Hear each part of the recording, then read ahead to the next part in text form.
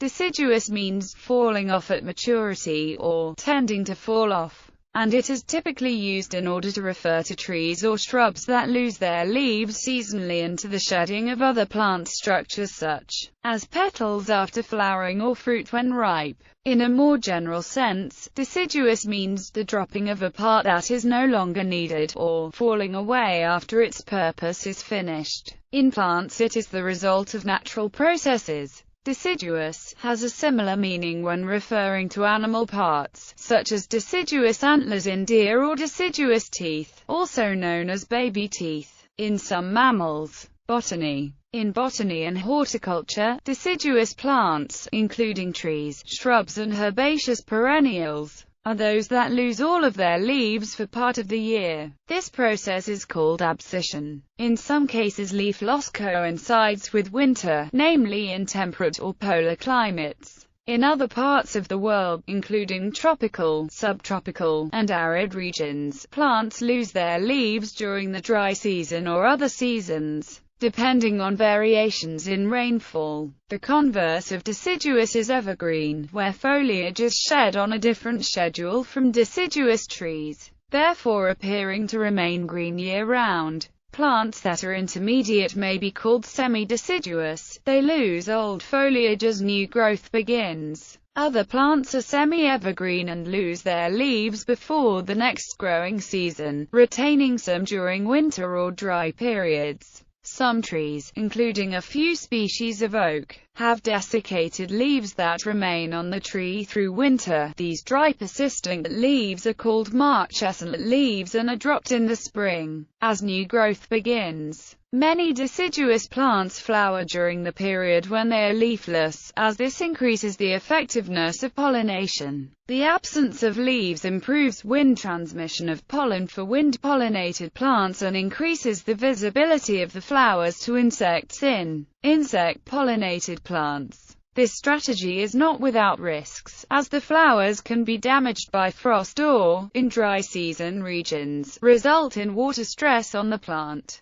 Nevertheless, there is much less branch and trunk breakage from glaze ice storms when leafless, and plants can reduce water loss due to the reduction in availability of liquid water during cold winter days. Leaf drop or abscission involves complex physiological signals and changes within plants. The process of photosynthesis steadily degrades the supply of chlorophylls in foliage. Plants normally replenish chlorophylls during the summer months. When autumn arrives and the days are shorter, or when plants are drought-stressed, deciduous trees decrease chlorophyll pigment production, allowing other pigments present in the leaf to become apparent, resulting in non-green colored foliage. The brightest leaf colors are produced when days grow short and nights are cool, but remain above freezing. These other pigments include carotenoids that are yellow, brown, and orange. Anthocyanin pigments produce red and purple colors, though they are not always present in the leaves. Rather, they are produced in the foliage in late summer, when sugars are trapped in the leaves after the process of abscission begins. Parts of the world that have showy displays of bright autumn colors are limited to locations where days become short and nights are cool. In other parts of the world, the leaves of deciduous trees simply fall off without turning the bright colors produced from the accumulation of anthocyanin pigments. The beginnings of leaf drop starts when an abscission layer is formed between the leaf petiole and the stem. This layer is formed in the spring during active new growth of the leaf. It consists of layers of cells that can separate from each other. The cells are sensitive to a plant hormone called auxin that is produced by the leaf and other parts of the plant. When auxin coming from the leaf is produced at a rate consistent with that from the body of the plant, the cells of the abscission layer remain connected. In autumn, or when under stress, the auxin flow from the leaf decreases or stops, triggering cellular elongation within the abscission layer. The elongation of these cells break the connection between the different cell layers, allowing the leaf to break away from the plant. It also forms a layer that seals the break, so the plant does not lose sap. A number of deciduous plants remove nitrogen and carbon from the foliage before they are shed and store them in the form of proteins in the vacuoles. of parenchyma cells in the roots and the inner bark. In the spring, these proteins are used as a nitrogen source during the growth of new leaves or flowers. Function. Plants with deciduous foliage have advantages and disadvantages compared to plants with evergreen foliage. Since deciduous plants lose their leaves to conserve water or to better survive winter weather conditions, they must regrow new foliage during the next suitable growing season. This uses resources which evergreens do not need to expend. Evergreens suffer greater water loss during the winter, and they also can experience greater predation pressure, especially when small. Losing leaves in winter may reduce damage from insects. Repairing leaves and keeping them functional may be more costly than just losing in regrowing them. Removing leaves also reduces cavitation, which can damage xylem vessels in plants. This then allows deciduous plants to have xylem vessels with larger diameters and therefore a greater rate of transpiration during the summer growth period.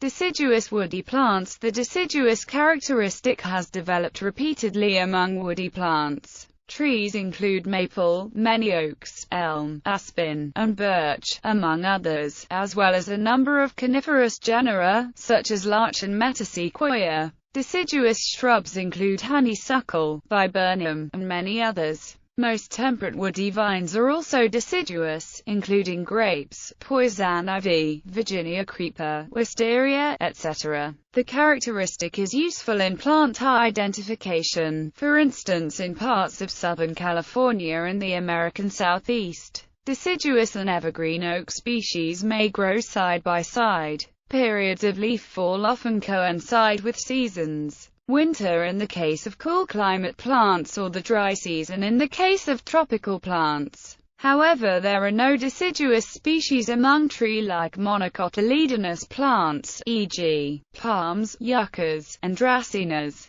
Regions. Forests where a majority of the trees lose their foliage at the end of the typical growing season are called deciduous forests. These forests are found in many areas worldwide and have distinctive ecosystems, understory growth, and soil dynamics. Two distinctive types of deciduous forest are found growing around the world. Temperate deciduous forest biomes are plant communities distributed in North and South America, Asia, southern slopes of the Himalayas, Europe, and for cultivation purposes in Oceania. They have formed under climatic conditions which have great seasonable temperature variability, with growth occurring during warm summers and leaf drop in autumn and dormancy during cold winters. These seasonally distinctive communities have diverse life forms that are impacted greatly by the seasonality of their climate, mainly temperature and precipitation rates. These varying and regionally different ecological conditions produce distinctive forest plant communities in different regions. During prolonged dry periods, the foliage is dropped to conserve water and prevent death from drought. Leaf drop is not seasonally dependent as it is in temperate climates, and can occur any time of year and varies by region of the world. Even within a small local area, there can be variations in the timing and duration of leaf drop. Different sides of the same mountain and areas that have high water tables or areas along streams and rivers can produce a patchwork of leafy and leafless trees.